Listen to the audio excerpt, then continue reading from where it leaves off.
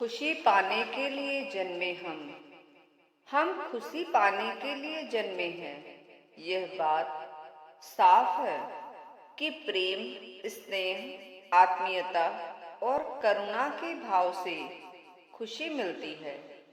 मेरा मानना है कि हम में से प्रत्येक व्यक्ति के पास खुश रहने, खुशी पैदा करने वाली आत्मीय व करुणामयी मानसिक अवस्था का आधार है। वास्तव में हमारे भीतर करुणा व्यक्त करने की अंतर्जात क्षमता है, बल्कि मैं ऐसा मानती हूँ कि मनुष्य का मूल स्वभाव शिष्टता है।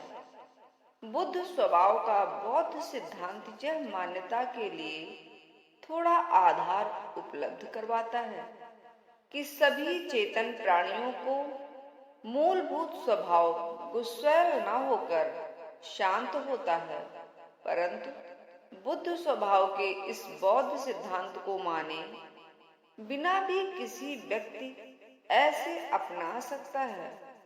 इस बात को मानने के पीछे मेरे कुछ और भी कारण हैं। मुझे लगता है कि मानवीय स्नेह या करुणा का विषय सिर्फ एक धार्मिक मुद्दा नहीं है। यह व्यक्ति के दैनिक जीवन से जुड़ी अपरिहार्य बात है।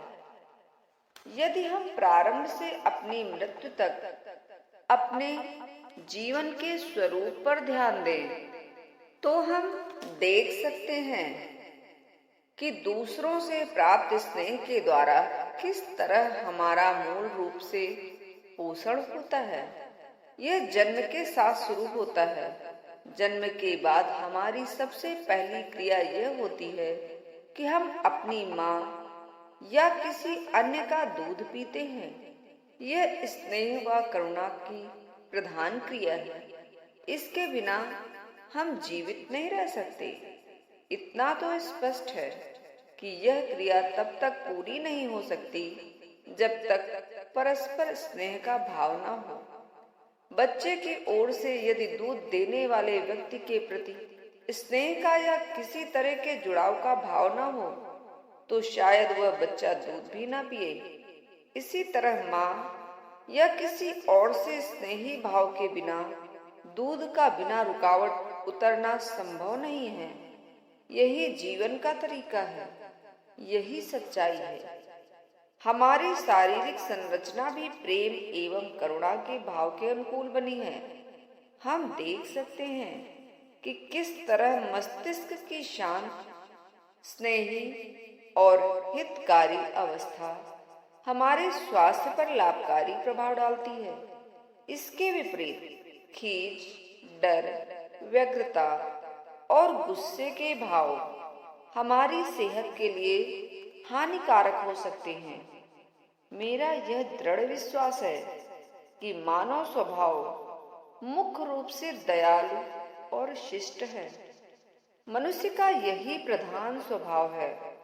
हमारे भीतर निश्चित रूप से गुस्सा, हिंसा और आक्रामक स्वभाव पैदा हो सकते हैं, लेकिन मेरा ऐसा मानना है कि ये सब गौण या काफी हद तक ऊपरी तौर पर होते हैं। एक तरह से यह तब उठते हैं जब हम प्रेम व स्नेह पाने के अपने प्रयासों से परेशान हो जाते हैं। ये सब हमारी मूल प्रकृति का हिस्सा नहीं है। खुशी पाने के लिए ही हम जन्मे हैं।